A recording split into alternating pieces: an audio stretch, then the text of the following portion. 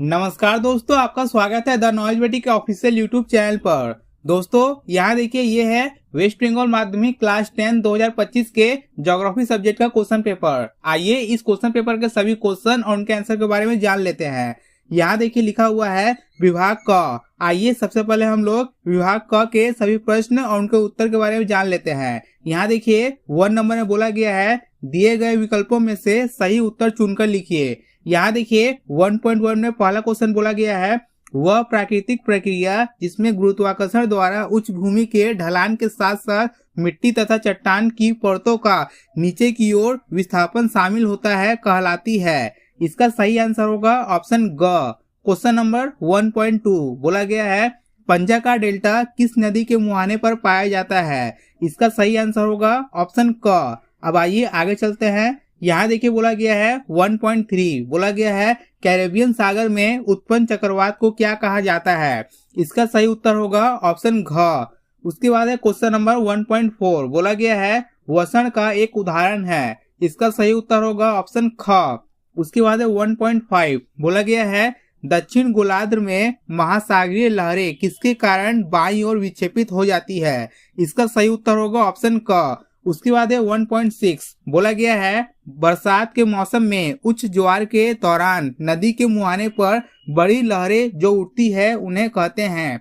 इसका सही उत्तर होगा ऑप्शन घ। उसके बाद है क्वेश्चन नंबर 1.7 बोला गया है, निम्न में से कौन पर्यावरण को प्रभावित करने वाला सबसे हानिकारक प्रदूषक है। इसका सही उत्तर होगा ऑप्शन क। उसके बाद है क्वेश्चन नंबर 1.8 बोला गया है, क्षेत्र के आधार पर भारत का सबसे छोटा केंद्र शासित राज्य है।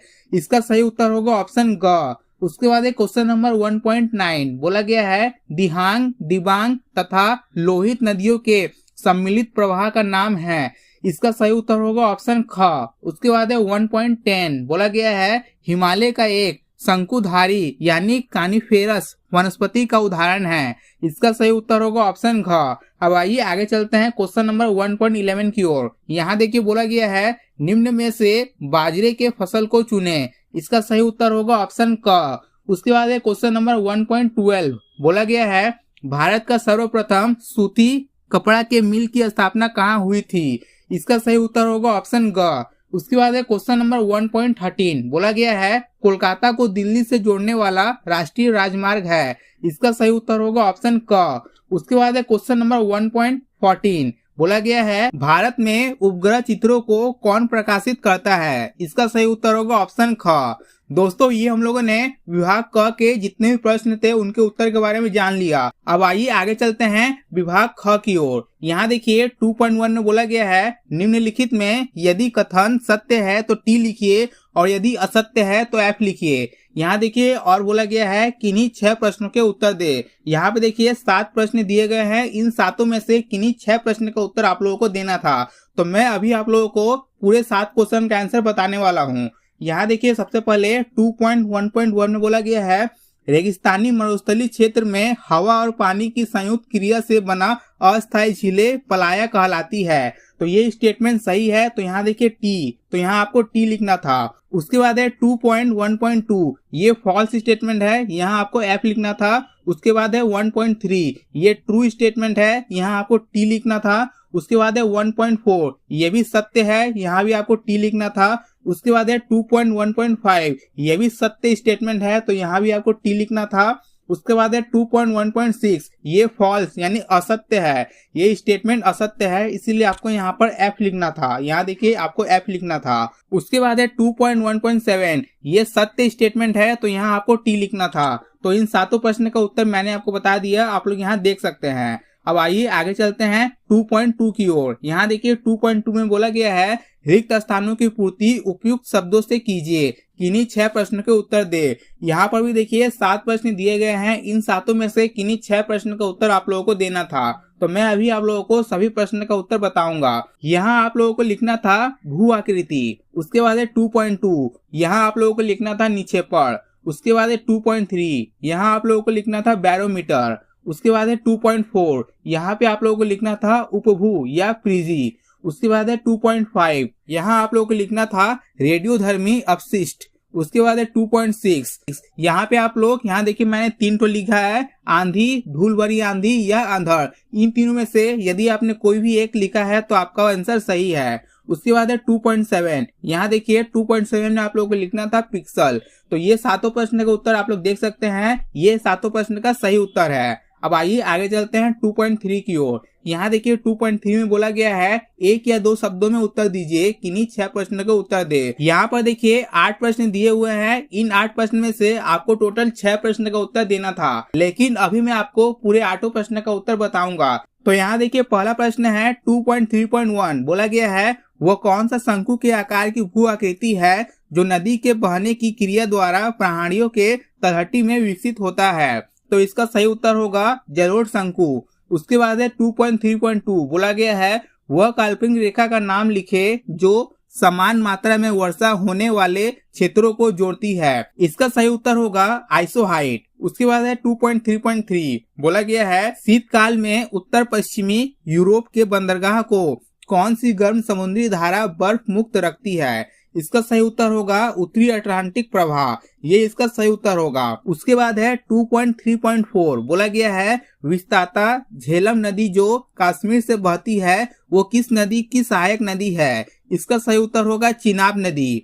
उसके बाद है 2.3.5। बोला गया है भारत के पूर्वोत्तर क्षेत्र में किस तरह की खेती में अत्यधिक मिट्टी का कटाव होता है। इसका सही उत्तर होगा, यहाँ देखिए मैंने लिखा है झूम खेती स्थानांतरित कृषि में। उसके बाद है 2.3.6। बोला गया है उड़ीसा के कटक में किस फसल का केंद्रीय अनुसंधान संस्थान स्थापित है। इसका सही उत्तर होगा चावल का। उसके बाद है 2.3.7। बोला गया है 2011 के जनगणना के अनुसार महानगर की न्यूनतम जनसंख्या सीमा कितनी है।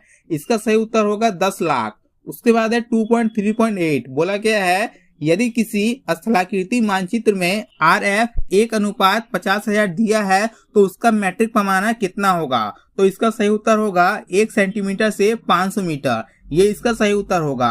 अब आइए आगे चलते हैं 2.4 की ओर। यहाँ देखिए बोला गया है बायां स्तंभ का दायां स्तंभ से मिलान करें। यहाँ पे देखिए बायां स्तंभ दिया गया है और यहाँ पे देखिए दायां स्तंभ दिया गया है। तो यहाँ देखिए 2.4.1 में बोला गया है भिलाई, इसे आप लोगों को मिलाना था। यहाँ देखिए 3 नंबर से लौह एवं इस्पात उद्योग, यहाँ पे आप लोगों को मिलाना था। उसके बाद है 4.2 लद्दाख, इसे आप लोगों को मिलाना था 4 नंबर से।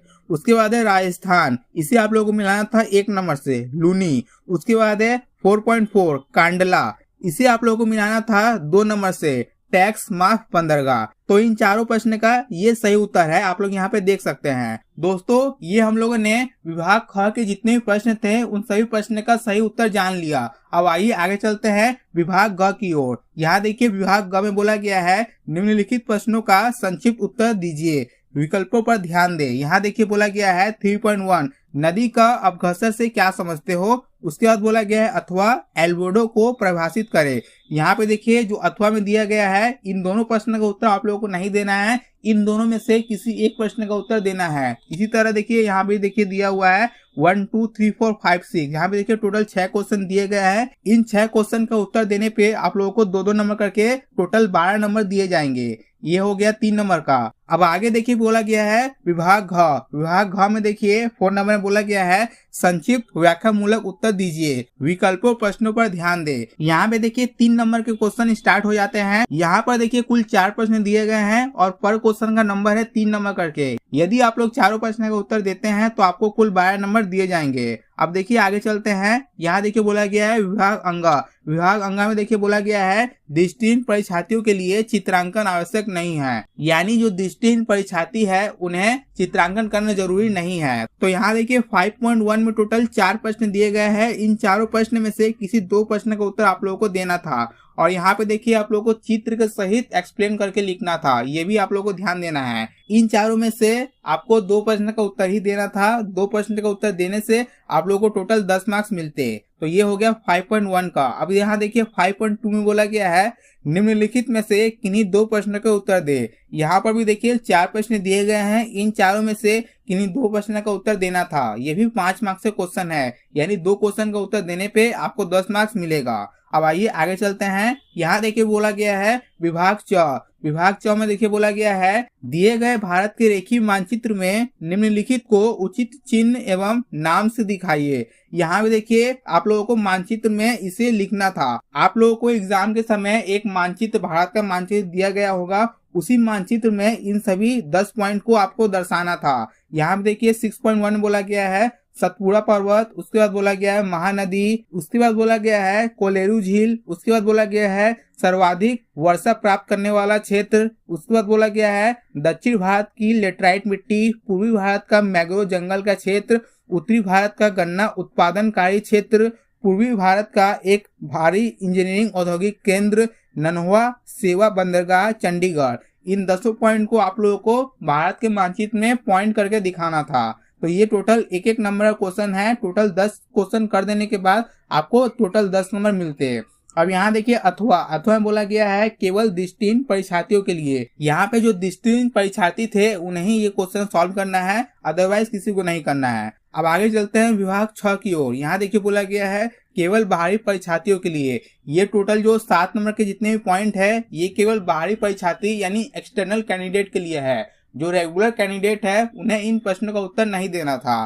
तो यहीं पे ये पेपर खत्म होता है। दोस्तों मैं उम्मीद करता हूँ अब आप लोगों को वेस्ट बंगाल माध्यमिक क्लास 10 2025 के ज्योग्राफी सब्जेक्ट के सभी क्वेश्चन और उनके आंसर के बारे में पता चल गया होगा। दोस्तों आप लोगों का ज्योग्राफी सब्जेक्ट का एग्जाम कैसा गया कमेंट सेक्शन में कमेंट करके जरूर बताएं। और हाँ दोस्तों, यदि आप लोग इस क्वेश्चन पेपर के पीडीएफ को डाउनलोड करना चाहते हैं तो मैंने इस क्वेश्चन पेपर के पीडीएफ का डाउनलोड लिंक इस वीडियो के डिस्क्रिप्शन में दे दिया है।